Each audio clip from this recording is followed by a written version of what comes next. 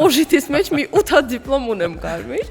Երբեք չպետք է մնալ կոմֆորտ զոնայում։ Բախտի բերմամբ, թե դա ի վերուստ էր, ընդունվեցի անվճար ֆրանսիական համալսարան։ Հնարավորություն չեմ ունեցել գետ մեկ անգամ շտեմարանը բացելու եւ ուսումնասիրելու։ Շատ հեշտ գնացիք այդ որոշմանը, թե այն ամեն դեպքում ինչ որ կասկածներ ունեիք։ Այսօր ցանկացած սիտուացիայում ես կարող եմ պատվով դուրս գալ, քանի որ ավարտել եմ ֆրանսիական համալսարանը։ Ես այդ խոսքերին միանում եմ։ Հիմա հակառակ արդեն պետք է երևի տղաների իրավունքները պաշտպանել։ Ինչպես եք համադրում եւ ֆինանսիստի գիտելիքները եւ նախագծերի կառավարման մասով եւ վստահ եմ իրավաբանության գծով ոնց եք կարողանում այդ ամեն ինչը ճիշտ կերպով կոորդինացնել։ Դա իմ գործի ամենասիրելի պահն է։ Փոքրիկ ստրեսը միայն ցած ինչ-որ խթան է ցանկացած մարդու համար։ Բարև ձեզ, դուք դիտում եք UFAR Alumni Podcast-ը։ Մեր այսօրվա հյուրն է Վերակառուցման եւ Զարգացման Եվրոպական բանկի խորհրդատվական բլոկի ղեկավար Զարա Օհանյանը։ Զարա ջան, բարև ձեզ։ Ողջույն։ Շատ ուրախ եմ, որ այս զրույցը մենք ունենում ենք։ Առաջին հարցը կուզեմ տալ հենց ֆինանսական ոլորտի մասին։ Ինչի դուք ձեր մասնագիտական ճանապարհը սկսեցիք հենց ֆինանսներից։ Շնորհակալություն հարցի համար։ Մի փոքր կարող է տրիվիալ հնչել, բայց այն ժամանակ, երբ որ ես ավարտում էի, դա մի քանի տարի առաջ էր, հիմնականում կողմնորոշումը լինում էր ըստ քո ունակությունների, այսինքն եթե ավելի ուժեղ էիր մաթեմատիկայից, հիմնականում ուղղությունը լինում էր բնագիտական, եթե լեզուներից էիր ուժեղ, ավելի հումանիտար, իսկ շատ մարդկանց պարագայում ինչպիսին եւ ես, երբ երկու ուղղությունն էլ հավասարապես զարգացած էին, շատ դժվար էր որոշակի ընտրություն կատարել։ Ֆինանսները ստացվեց իրականում շատ հանկարծակի պատահաբար, քանի որ վերջին տարին դպրոցական ավարտական անցկացրել եմ Ամերիկայի Միացյալ Նահանգներում, Flex ծրագիր կար փոխանակման ուսանողների եւ վերջին տարին եղել եմ այնտեղ։ Այսինքն այստեղ 10-րդ դասարանը ամբողջությամբ բաց եմ թողել եւ հնարավորություն չեմ ունեցել գետ մեկ անգամ շտեմարանը բացելու եւ ուսումնասիրելու,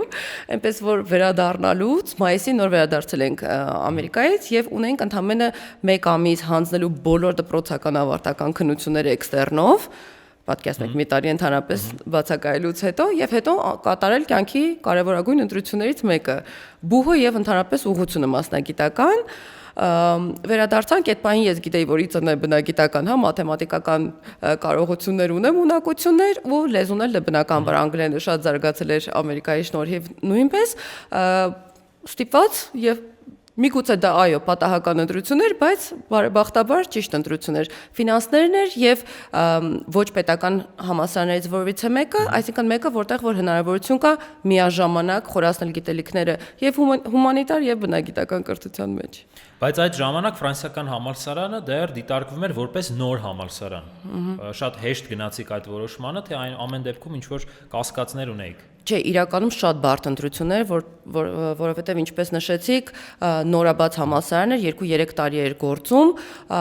ու հիմնական իհարկե ծնողներս էլ որպես ավանդապաշտ ընտանիք նախընտրությունը տալիս էին երկարաժատև գործող պետական համալսարաններից որևիցե մեկին, բայց ես ռեալ գիտակցում էի, որ 1-2 ամսում առանց երբևէ այդ շտեմարանը ուսումնասիրած հնարավորություն չունեմ ընդունվելու որևէ պետական համալսարան, բայց ամեն դեպքում փորձել եմ երկուսն էլ, միաժամանակ դիմել էի եւ ֆրանսիական համալսարան եւ պետական տնտեսագիտական համալսարան, բարեբախտաբար ֆրանսիականի քննությունները ընդունելության մի փոքր ավելի շուտ էին եւ բախտի բերմամբ, թե դա ի վերուստ էր, ընդունվեցի անվճար ֆրանսիական համալսարան ու էլ պետական այդ համալսարանի քննություններին միայն անգլերեն եմ մասնակցել, մնացածը նույնիսկ չեմ մտել, քանի որ արդեն ֆրանսիական է ընդունվել։ Ու այստեղ կներեք մի բան էլ հիշեցի, ինչու ընտրությունը հենց ֆրանսիականի վրա, ունեի շատ մոտ դասընկեր, ունեմ Դավիթ ջան ողջույն, որի հետ որ դպրոցում ենք 10 տարի սովորել, շատ մոտ ու ինքը շատ խելացի, այն մարդկանց տեսակից է, որ միջև ընտրություն կատարելը ուսումնասիրում է ամբողջ խորությամբ նոր կատարում է որոշակի ընտրություն ու որ Ամերիկայից վերադարձա իր հետ էինք զրուցում միասին ընդունվում ենք ու ինքը ասաց ես գիտես մանրամասն նայել եմ ուսումնասիրել եմ ֆրանսիական եմ դիմելու ու սենց գնացի տուն ծնողներս էլ իրանց մոտ շատ մեծ վստահություն էր վայելում Դավիթը ասի Դավիթը ընդունվելու է ֆրանսիական համալսարան ու այդպես ոնց որ որոշեցինք միասին նաև փորձել 6 տարի միասին հետո սովորեցինք ֆրանսիական համալսարանում Ստացվում է այսպես որ Դավիթը իրականում այն խորհրդատվական աշխատանքներ արել որպես խորհրդատու մարդ կոնսալթինգի կտորը գնացել ուսումնասիրել էր եւ որպես report տվել էր ձեզ եւ դուք ըստ իր խորհրդի այդ որոշումը կայացրիք Ես իհարկե տարբեր կարծիքներ եմ լսել, ինչպես էր ուսումը այն ժամանակ, ինձ ասել են, որ շատ ավելի բարդ էր։ Դուք զգում եք այդ ծանրությունը ուսման մասով, թե որպես գերազանց ուսում ունեցող մարդ ձեզ համար հեշտ էր։ Չէ, իրականում այն ժամանակ ասում էին ու ես էլ սեփական փորձով համոզվեցի, որ շատ ավելի հեշտ էր ընդունվելը, քան հետո սովորելը, ու իրականում դրա մեջ շատ մեծ տրամաբանություն կա, ինչի օրինակ հետաքրքիր է, ինչպես նշեցի, Ամերիկայից վերադարձա եւ ընդունվեցի ֆրանսիական համալսարան մաթեմատիկան հավաքելով 50-ից 50, երբևէ չբացած մաթեմատիկայի գիրք։ Վերջին մանավանդ տարիներին, հա, ոնց որ սովորական համալսարաններում են անում, դա ինչով էր պայմանավորված, որ հարցերը տրամաբանական էին, այսինքն իրենք բացահայտում են, այս իրականում դու հասկանում ես, հա, մաթեմատիկան, թե զուտ անգիր արած ինչ որ ֆորմուլաներ են, ու նաև թեստ էր շատ հետաքրքիր էլի տրամաբանական էսեյ, որը որ հնարավորություն է տալիս քեզ բացահայտել այդ մարդուն, այսինքն նախ ընդհանուր գիտելիքները, հա, բազմակողմանի զարգացած թե ոչ, ու նաև գրելու ունակությունը։ Շատ հետաքրքիր էր ընդունելության քննությունը։ Միգուցե եւ հեշտ։ Երբ որ արդեն անդրադարձանք սովորելու, բնականաբար շատ ավելի բարդ էր, շատ ստրեսային էր, եւ հետո որ ինձ հարցնում են, հա, մի բան, որ կասես, որ հաստատ սովորել ես ֆրանսիական համալսարանից, դա ստրեսակայունություն էր։ Առ այսօր ցանկացած սիտուացիայում անցնելով այն փուլը, որ մի օրում ունեցել ես, չգիտեմ, 3-4 հատ շատ բարդ քննություններ, անքուն գիշերներ, կարող եմ ասել, որ այսօր ցանկացած սիտուացիայում ես կարող եմ պատվով դուրս գալ, քանի որ ավարտել եմ ֆրանսիական համալսարանը։ Ես այդ խոսքերին միանում եմ, կարծում եմ բոլոր ուսանողները դա զգացել են եւ եթե լավ են քննությունները հանձնել, եւս մեկ կարևոր մասնագիտական որակ են ձեռք բերել։ Շարունակելով զրույցը եւ այս պահին միգուցե խոսենք մասնագիտական ճանապարհի մասին, ինչպես սկսվեց ձեր մասնագիտական ճանապարհը։ Դուք աշխատել եք եւ առևտրային բանկում եւ դրանից հետո արդեն միջազգային զարգացմամբ զբաղվող բանկում։ Կարող ենք խոսել հենց այդ թեմայից։ Հա, իհարկե, սիրով, նույնիսկ ֆրանսիականի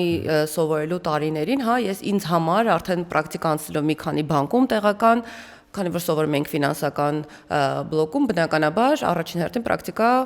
ավտոմատ բանկային գործներ, հա, քանի որ ես էլ լինելով ավելի սենց էքստրովերտ մարդ, երբեք չեմ պատկերացրել ինձ օրինակ աուդիտորական ընկերությունում աշխատելուց, բայց բանկում պատկերացրել եք։ Բայց բանկում պատկերացրել եմ, բայց հաճախորդների հետ շփում։ Միանշանակ, то есть դա եղել է իմ հիմնական գաղափարը, որ դա պետք է լինի բանկ, դա պետք է լինի բարձր վաստատրվող աշխատանք, բայց միևնույն ժամանակ ես պետք է մարդկանց հետ շփվեմ, որտեվ բնույթով այդպիսին եմ, հա։ Այդ պահին Հայաստանում գործող ամենակարկառուն միջազգային բանկը HSBC բանկն էր, ու դա երազանքի նման մի բան էր ընդունվել HSBC,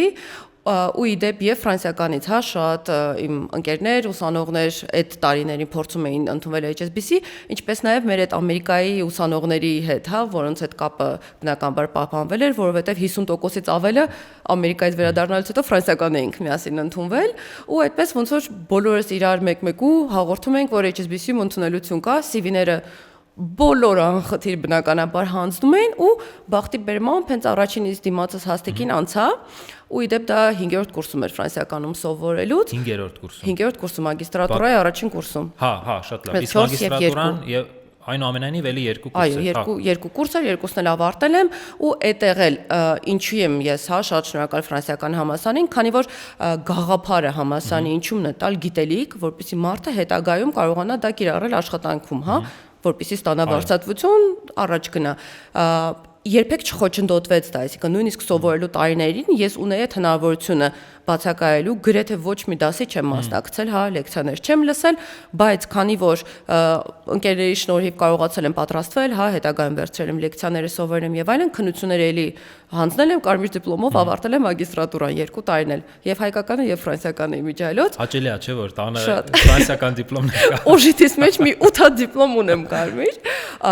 բայց կարողացել եմ հենց գերագույն նպատակին հասնել։ Մի անգամից ընդունել HSBC եւ համատեղել ուսում ու աշխատանքը միասին։ HSBC-ին դիտարկում ենք որպես առևտրային բանկ եւ վերջին տարիների ընթացքում էլ դուք աշխատում եք EBRD-ում, վերակառուցման եւ զարգացման եվրոպական բանկում,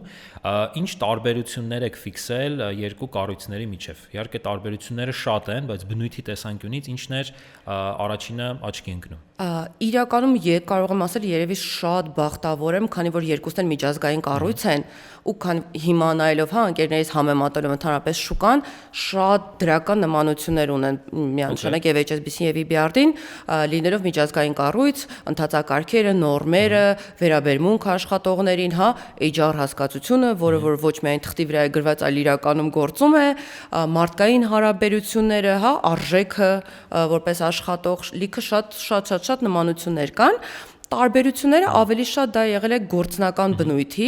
եթե HSBC-ում որպես առևտրային բանկ հիմնականում աշխատել ենք ուղղակիորեն, անձանց հետ, ինչ որ ընկերությունների հետ, EBRD-ին որպես այդպիսին ավելի շատ աշխատում է հենց բանկերի հետ։ Այսինքն կարող եմ ասել, որ մեր հիմնական կլիենտները, ում հետ որ մենք աշխատում ենք, հենց առևտրային բանկերն են, դեմս օրինակ HSBC-ի։ Տարբերությունը հիմնական դրանում է եղել եւ իհարկե աշխատողների քանակը, մարդկանց քանակը, HSBC-ին 300-ից ավել աշխատող ուներ այդ պահին, երբ որ ես ընդունվում էի, իսկ EBRD-ին մենք շատ սակավաթիվ ենք, EBRD-ին գլոբալ բնականաբար ունի հազարավոր աշխատողներ, բայց Հայաստանում մենք մինչև 20 աշխատակից ենք։ Իսկ ինչ նախագծեր է իրականացնում EBRD-ին Հայաստանում, եւս դրա արդեն որ նախագծերում եք դուք ներգրավված։ Շատ լավ, ուրեմն ես ընդունվել եմ EBRD 2015 թվականին, երբ որ մեկնարկեց EBRD-ի գործարար կանայք Հայաստանում ծրագիրը, ընդունվել եմ որպես այդ ծրագրի համակարգող, այնուհետ շատ տարբեր ծրագրեր եմ իրականացրել, բայց անցած տարի արդեն ստացել եմ պաշտոնի բարձրացում եւ ամբողջ խորհրդատվական բլոկի ղեկավարն եմ, որի տակ կան շատ տարբեր նախագծեր, նույն գործարար կանայք, երիտասարդների ծրագիր, փոքր միջին ձեռնարկություններ համար տեղական միջազգային խորհրդատվություն, ինչպես նաև մի ծրագիր, որով որ շատ հպարտանում եմ, քանի որ այն մեկնարկեցինք անցած տարի եւ ծրագիրը ուղղված է հենց մեր Արցախից տեղահանված հայրենակիցներին աջակցության, ծրագիրը մի քանի կոմպոնենտ ունի եւ ֆինանսավորում եւ խորհրդատվություն ու այդ ծրագիրին բավականին շատ ռեսուրսներ եւ ժամանակային եւ ֆինանսական ներդրել ենք անցած տարվանից ի վեր հենց այդ ծրագիրը զարգացնելու համար։ Իսկ այդ համագործակցության շրջանակում, միգուցե ոչ այս ծրագրում, առևտրային բանկերը ինչպիսի ազդեցություն են կամ ներգրավվածություն են ունենում։ Սա ես հարցնում եմ, որ պոտենցիալ մարդիկ, որոնք նույնպես հետաքրքրված են EBRD-ի գործունեությամբ, կարողանան ավելի լավ պատկերացնել, թե որպես կառույց ինչ գործառույթներ են իրականացվում։ Շատ լավ, եթե այսպես շատ ամփոփ ասեմ, հասարակ մարդկային լեզվով, ուրեմն EBRD-ն ունի երկու հիմնական ուղղություն՝ ֆինանսավորում եւ խորհրդատվություն։ Ֆինանսավորման մասով մենք հիմնականում աշխատում ենք առևտրային բանկերի հետ, Հայաստանի, այս պահին կարծեմ 9 բանկի հետ համագործակցում ենք եւ բնույթը կայանում է նրանում, որ մենք այդ բանկերին տրամադրում ենք ֆինանսավորում, որոնք որ հետագայում արդեն այդ բանկերը տեղաբաշխում են փոքր միջին ձեռնարկությունների, այսինքն ուղղակիորեն ֆինանսավորում բանկերի միջոցով ենք մենք, անում ուղղակիորեն ֆինանսավորում, որպես այդպեսին հազվադեպ ենք իրականացնում ու նաև դե աշխատում ենք իհարկե պետական տարբեր ծրագրերի հետ, կարծում եմ բազմիցս տեսած կլինեք ավտոբուսների վրա EBRD-ի լոգոն, մետրոն, Սիսիան-Քաջարյան ճանապարհ եւ այլը։ Այսինքն կան եւ մասնավոր եւ հանրային սեկտորի ֆինանսավորում։ Իսկ խորհրդատվության մասով այստեղ մենք հենց ուղղակիորեն ենք աշխատում փոքր միջին ձեռնարկությունների հետ։ Այսպես որ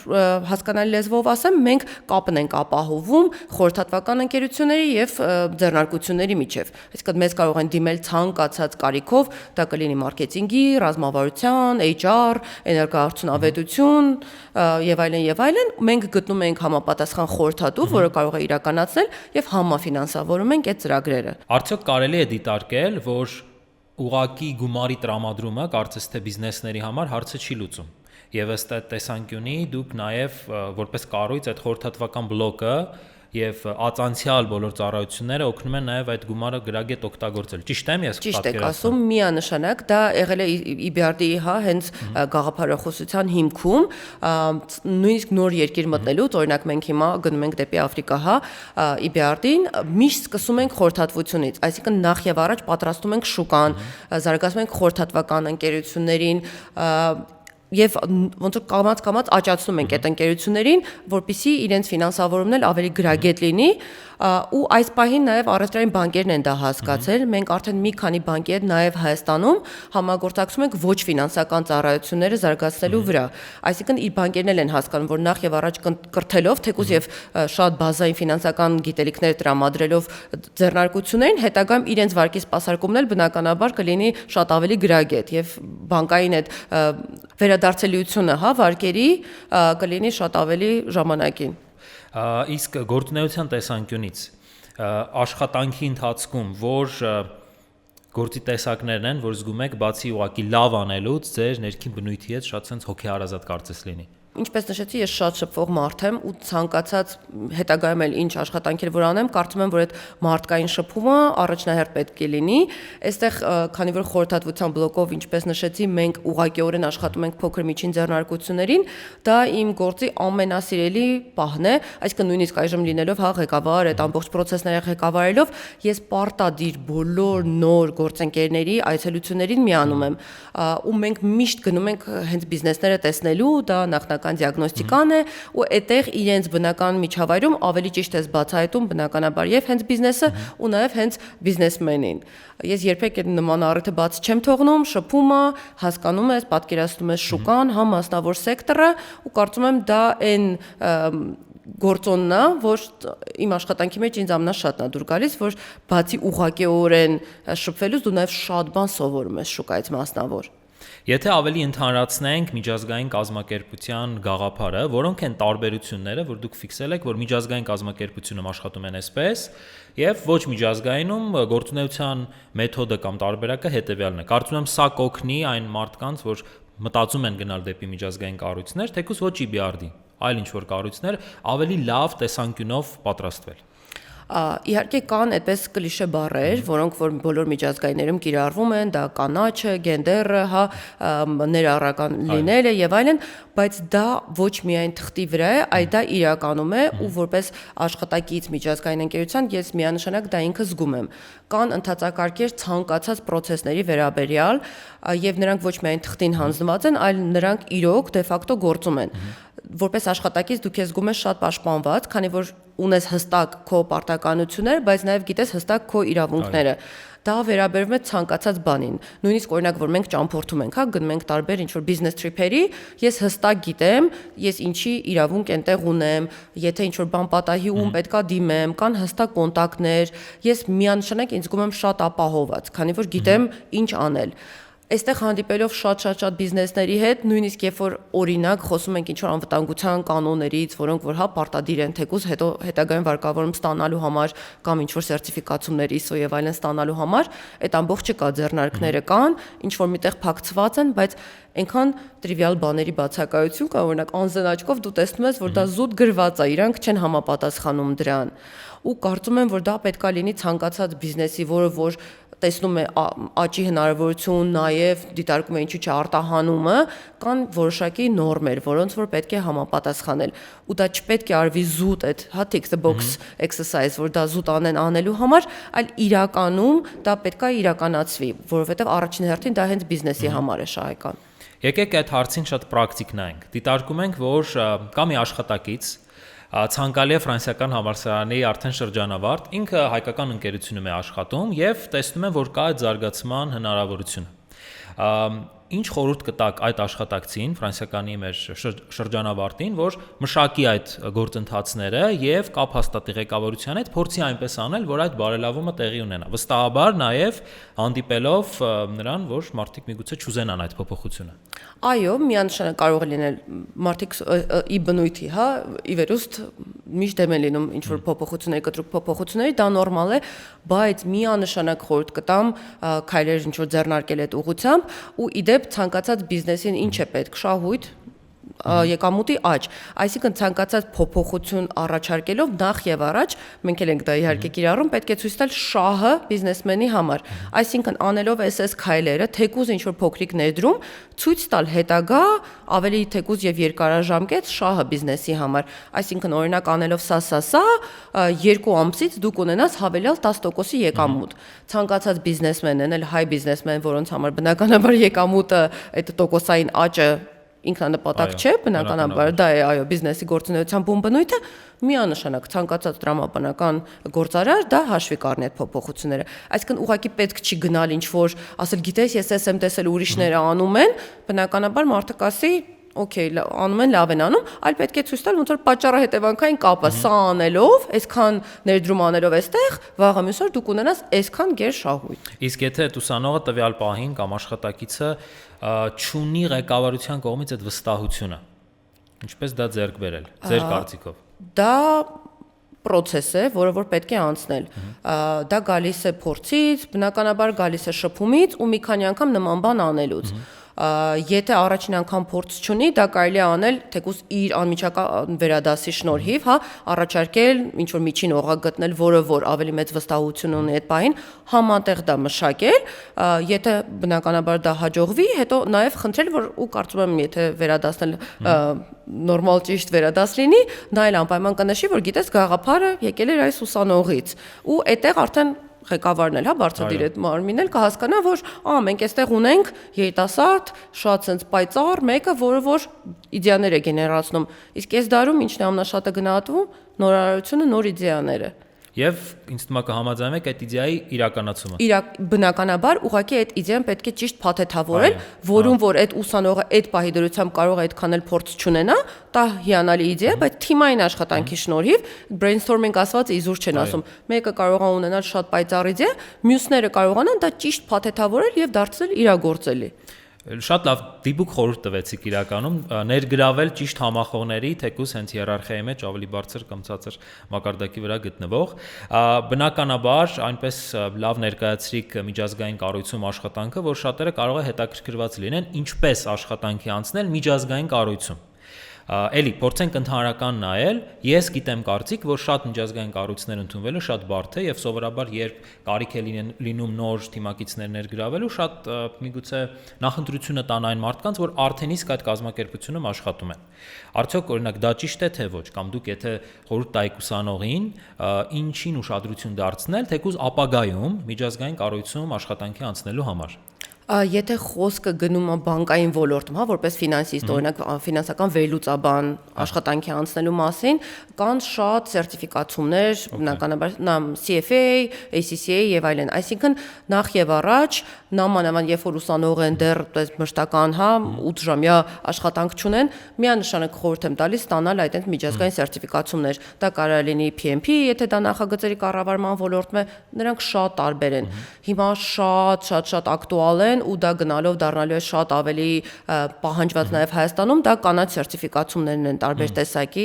միանշանակ խորհուրդ կտամ խորանալ նաև այդ ուղղությամբ, եթե մի 10 տարի առաջ մենք Հայաստանում խոսում ենք գենդերային իրավունքներ, հա, կին ձեռներեցների ծրագիր եւ այլն, բոլորս այն ժպիտով էին նայում, այսօր արդեն կարծում եմ բոլորս կհամաձայնենք, որ բազում ծրագրեր կան, հիմա հակառակ արդեն պետք է երևի տղաների իրավունքները պաշտպանել, հիմա կանաչն է, որը որ էլի հա մեր միջազգային փորձից կարող եմ ասել մնացած երկրներում այդ ESG կոմպոնենտը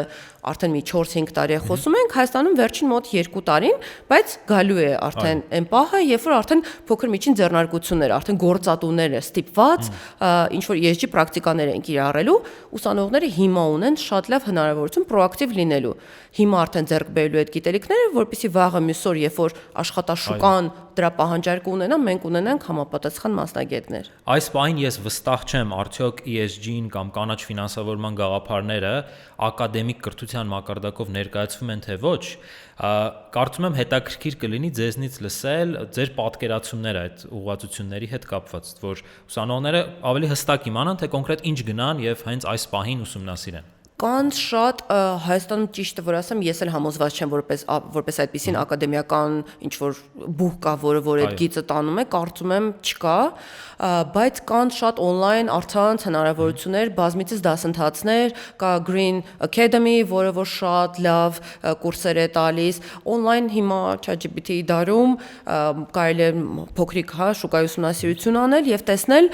ու միջազգային կառույցներն էլ իդեպ որ հրապարակում են տարբեր հաստիկներ, միգուցե այս պահին հա ուսանողը հարմար կանդիդատ չի, բայց նույնիսկ նայելով թե ինչ անհրաժեշտ նախապայմաններ են պետք, դա իրեն ինչ որ գաղափար կտա, թե ինչ ուղղությամբ պետք է խորացնել գիտելիքները, ինչ սերտիֆիկացումներ ստանալ, հա, ինչ կրթություն ստանալ, որտեղ ավելի խորացնել գիտելիքները։ Շատ հետաքրքիր է նաև ձեր կողմից լսել նախագծերի կառավարման կամ ծրագրերի կառավարման ձեր փորձառությունը։ Իհարկե դուք ֆինանսների մասնագետ եք ըստ կրթության, բայց նաև տարբեր ոլորտներից շատ հստակ պատկերացումներ ունեք։ Ինչպես է իրականացվում օրինակ նախագծերի կառավարումը կամ ծրագրերի կառավարումը EBRD-ի պես մեծ կառույցում։ Տեսեք, այստեղ կարող ենք խոսալ տարբեր նախագծերից, հա, ընդհանուր կա EBRD-ի հիմնական նախագծեր, որոնք որ ամբողջ իրականացումը իմպլեմենտացիան մենք ենք անում, այստեղ հստակ մենք հանդես են գալիս որպես project manager, դեպ ես էլ հա PMP սերտիֆիկացիա ունեմ, բայց կան նաև ամեն մի այտենց խորհրդատվական նախագիծ, որ նշեցի, տեղական խորհրդատվական ընկերությունների միջազգային, իրանք էլ ամեն մեկը յուրահատուկ պրոյեկտներ են, որոնք որ իրականացնում ենք մենք, այստեղ էլ մենք էլի հանդիսանում ենք project manager, բայց այստեղ դերը ավելի շատ մոնիտորինգի դերն է։ Այստեղ քանի որ մենք հանդիսանում ենք միջնորդ խորհրդատվական ընկերության, որը որ իմպլեմենտացիան անում է հա այդ նախագծի եւ ձեռնարկության, որը որ ստանում է այդ խորհրդատվությունը, մենք ավելի շատ միջնորդի, մոնիտորինգի ֆունկցիա ենք մեր վրա վերցնում, վերահսկում ենք, որ այդ ամբողջը բյուջեն, ժամկետները, ամբողջը ժամանակին իրականանա։ Իսկ ինչպես ճիշտ վերահսկել, որ այն մարդը, որը որ վերահսկվում է, տվյալները ցույց տա այնպես ինչպես որ կա։ Շատ դեպքում միգուցե վերահսկման մեթոդը շատ կոպիտ լինի եւ ուղղակի մարդիկ փորձեն X իրավիճակում տվյալները փոխել ուղղակի այդ հաշվետվությունը ներկայացնելու կամ ինչ-որ հարցը առաջ տանելու համար։ Ասեմ մենք այդ հարցին ոնց ենք հա լուծում տվել, մենք ունենք տեխնիկական առաջադրանք ասվածը, որը որ ցանկացած նախագծի համար գրում ենք, դա գրում են խորհրդատվական ընկերությունները, բնականաբար մենք դա վերանայում ենք, այդտեղ ամենայն մանրամասնությամբ նշվում են ժամկետները, էքսպերտները, որոնք որ աշխատում են եւ նույնիսկ այդ deliverable, հա, ինչ որ մեզ վերջում տալու են շահառուին եւ մեզ, այն մանրամասնությամբ ընդհանուր ինչ ֆորմատով, քանի edge, եթե դա նկար է, քանի նկար պետքա լինի, չգիտեմ, ինչ ծավալի, շատ մանրամասն ու ամբողջ այդ աշխատանքի նկարագրությունը կարող է 5-6 edge լինել, ու սկզբից խորհրդատվական ընկերությունները շատ բողոքում էին, որ այսքան անում ենք, մի հատ էլ սրա համար պետքա վարձատրվենք այս առաջադրանքը գրելու համար, եւ հաճախորդներն էին բողոքում, որ անգլերենով այսքան բան գրում ենք, որ ձեզ տանք, հետո մենք ասում ենք, սա ձեր շահերը իրավունքները պաշտպանելու համար է, իրենք ինչ որ ձեզ են տալու, մեզ են տալու, եթե օրինակ նշված է, որ իրանք ձեզ պետքա ֆոտոշուտ անեն, օրինակ ուտային 100 նկար, բայց իրանք ձեզ տվել են 80, մենք իրավունք ունենք պահանջելու մնացած 20-ը, քանի որ ֆիքսել ենք։ Հիմա նույնիսկ խորհրդատվական ընկերություններ ունենք, որոնք ասում են, որ իրենք մեր այդ տեխնիկական առաջադրանքը օգտագործում են որպես ձևանմուշ այլ ընկերությունների, միջազգայինների հետ, Ամերիկայի հետ աշխատելու համար։ Այսինքն այստեղ մենք ունենում ենք նաև բիզնես մշակույթի աշխատանքային մոտեցման փոփոխություն։ Իսկ եղել են իրավիճակներ, որ այդ տեխնիկական առաջադրանքը միգուցե գրվել է ավելի շուտ եւ իրականությունը փոխվել է։ Ինչի եմ այդ հարցը տալիս։ Մեր ընկերության համատեքստում մենք ունենում ենք նմանատիպ իրավիճակներ, մանավանդ աշխատելով օրինակ աֆրիկյան պետությունների հետ, որտեղ իրենք այդ terms of reference-ը կամ տեխնիկական առաջադրանքը գրել են 2 տարի առաջ, բայց հիմա ամեն ինչ փոխվել է, բայց օրենքի ուժով դեռ ուզում են ունենալ այն, ինչ որ գրված էր այն ժամանակ։ Հասկացա հարցը, տեսեք, հիմնականում մեր մոտ շատ սահմանափակ ժամկետով են ցանկացած նախագծերը ու դա արվում է հենց խուսափելու համար տարբեր փոփոխություններից, այսինքն հստակ ունենք սկիզբ, վերջ, մինչև 8-9 ամիս են հիմնականում տևում մեր խորհրդատվական նախագծերը, բնականաբար ֆորս մաժորային սիտուացիաներ կարող են լինել, օրինակ հա կոവിഡ്ը, մեր մոտ պատերազմը, բնականաբար եղել են դեպքեր, մենք այդ դեպքում եռակողմ համաձայնությունը եթե կա, կարող ենք անել պայմանագրային եւ դրամաշնորհային պայմանագրերի փոփոխություն, այսինքն ընդհանուր միջև այդ աշխատանքի նկարագիրը փոփոխել, ժամկետները, բյուջեն, այսինքն դա այո, դա փաստաթուղթ է, որը որ հնարավոր է փոփոխել։ Ինչպես եք համադրում եւ ֆինանսիստի գիտելիքները եւ նախագծերի կառավարման մասով եւ վստահ եմ իրավաբանության գծով ոնց եք կարողանում այդ ամեն ինչը ճիշտ կերպով կոորդինացնել։ Չեմ մտածել հստակ թե դա ոնց է ստացվում, դա եւի ինքստիկյան փորձից է գալիս։ Արդեն 11 տարի աշխատում եմ EBRD-ում, հա սկսել եմ ինչպես նշեցի համակարգողից մի ծրագրի, այժմ համակարգում եմ ամբողջը, զուտ փորձից կարծում եմ, որտեվ արդեն ճիշտ հասկանում ես ժամանակի այդ ճիշտ բաշխվածությունը ինչի վրա, այս ինչն է կարևոր։ Երևի ամենահիմնական բանը, որ հասկացել ես, թե բաներ կան, որ քեզ այդ պահին թվում է, որ իրանք շատ հրատապ են, բայց իրականում եթե նայում ես, հա, ավելի sense բարձր պրիզմայից, ճիշտ դասավորել է, այսինքն որն է այդ պահին ավելի հրատապ ու կարևոր, որը որ կտա ավելի շատ արդյունքներ։ Եվ միգուցե ուսանողների դեպքում դեռ այդ ֆիլտրացիան լավ չգործի։ միանշանակ ու այստեղ կասեմ ուսանողներին, հա, երևի ասենք մի փոքր ուղերձ անեմ, այս պահին բոլոր ուսանողները, երեխաները, ինչու՞ չէ նաև մենք ունենք շատ ավելի հարցեր, քան այդ հարցերի պատասխանները, ու դա նորմալ է։ Սա հենց այն կյանքի տարիքն է, այն փուլն է, որտեղ որ շատ հարցեր պետքա ձևանան, հա, ձեր մոտ առաջանան։ Այդ ինչքան հարց մարդը ունենա իր մեջ, ինչքան փորձի այդ հարցերին պատասխան տալ, այդքան ինքը առաջ կգնա։ Դրա համար միանշանակ հարցերից չպետքա վախենալ, պետք է փնտրել նոր ուղղություններ, կոմֆորտ զոնայից միանշանակ պետքա դուրս գալ, որովհետև ըստ իս կոմֆորտ զոնան այդ լճացման ամենակարևոր դերն է խաղում։ Երբեք չպետքա մնալ կոմֆորտ զոնայում։ Դժվար է, այո, բոլորս էլ սիրում ենք, հա, հարմարվել, աշխատանք, հարմարը, վարձատրությունը բավականացում է, բայց միշտ պետքա փորձել դուրս գալ այդ կոմֆորտ զոնայից, լրացուցիչ ինչ-որ բաներ անել։ Շատ ճիշտ խորհուրդ եք տալիս, արդյոք հնարավոր է իրավիճակ, որ մարդը չգիտի, որ ինքը գտնվում է կոմֆորտ զոնայում։ Ձեր կարծիքով, որոնք են այն ցուցանիշները կամ զգացումները, որոնք մարդը զգալով կարող է հասկանալ, կարծես թե ես արդեն ոնց որ կոմֆորտ զոնայում լավ, սենց հանգիստ մնացել եմ։ Երբ որ կասեմ, երևի երբ որ մարդու մոտ ընդհանրապես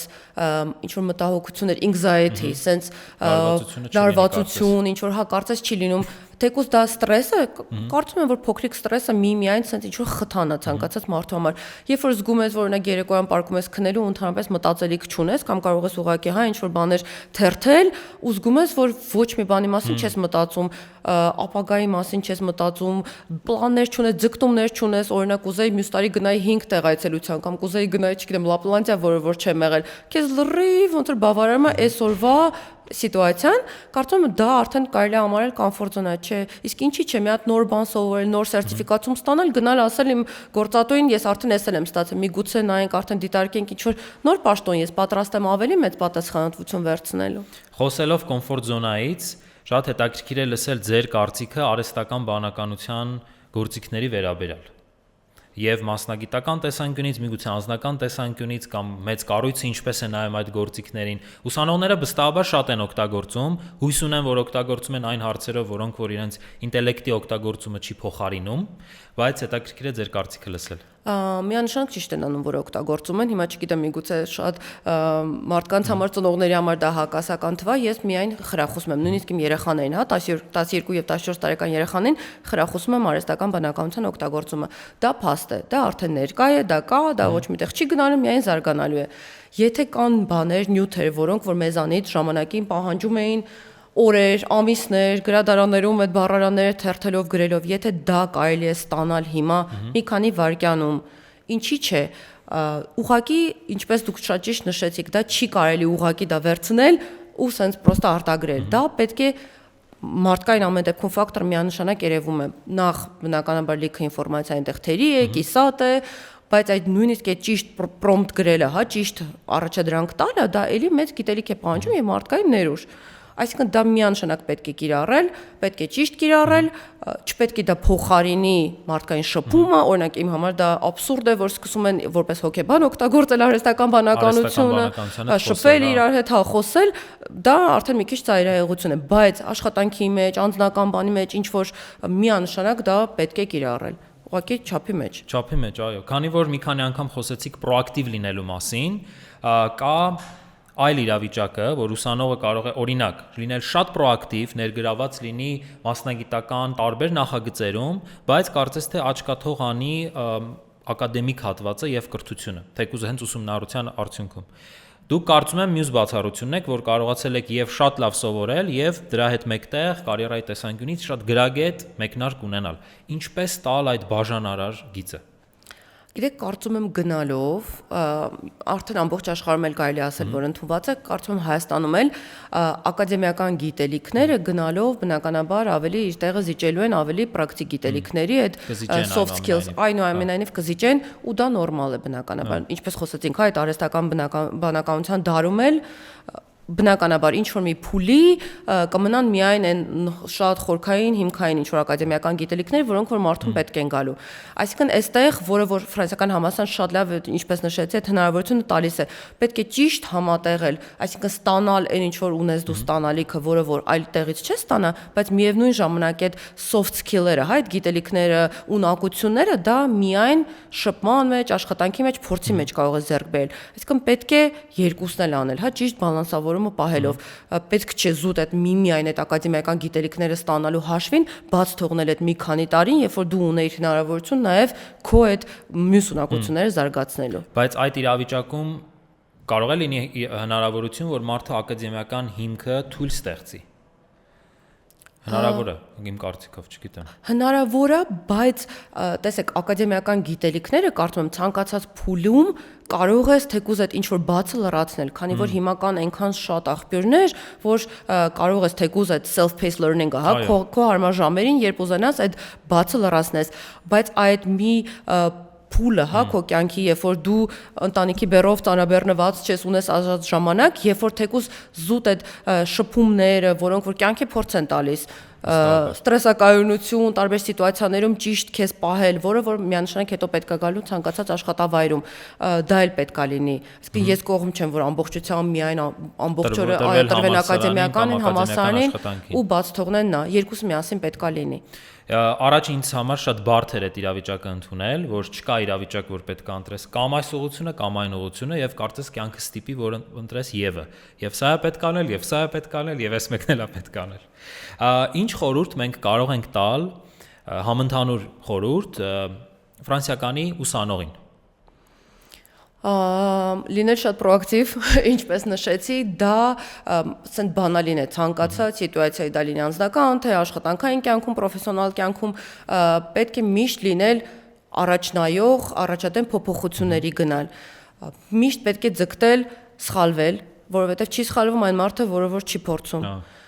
Սխալները նորմալ են, մարդու համար են, աշխատանքի մեջ էլ կարող են լինել սխալվել, ուղղակի կարևորը պետք է չվախենալ սխալվելուց, բացահայտ խոսել սխալների մասին, խորհուրդ, կարծիք հարցնել, թեկուզ վերադասից, դա կլինի ծնող, դա կլինի աշխատավայրում,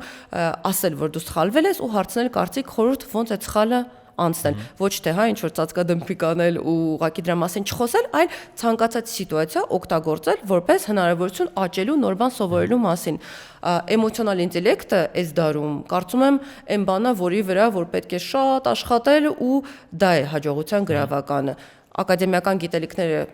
կան, շատ հնարավոր է իրենց անընդհատ դրանց վրա աշխատել, լրացնել, բայց այդ էմոցիոնալ ինտելեկտը մի բան է, որը որ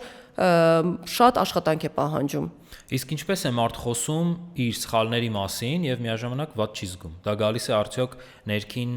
ինքնավստահությունից։ Այո, չեմ կարծում որ կլինի մարդ, որ կխոսա իր սխալների մասին եւ ված չի զգա իրան, դա էլ է մի քիչ, հա, ուրիշ,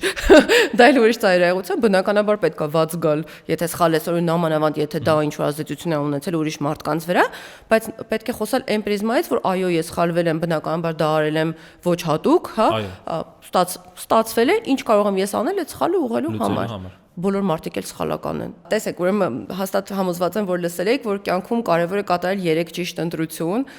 ճիշտ ընտանիքում ծնվել մեծանալ, որպեսզի հա ծնողների հետ սերը, ճիշտ դաստիարակություն, ճիշտ արժեքներ ստանալ, երկրորդը կատարել ճիշտ կյանքի ընտրություն, հա, ամուսնանալ համապատասխան մարդու հետ, ստեղծել արդեն քո այդ ճիշտ ընտանիքը, եւ երրորդը ճիշտ մարդուց սովորել, ումից սովորել։ Այստեղ կարող ենք դա վերագրել, թե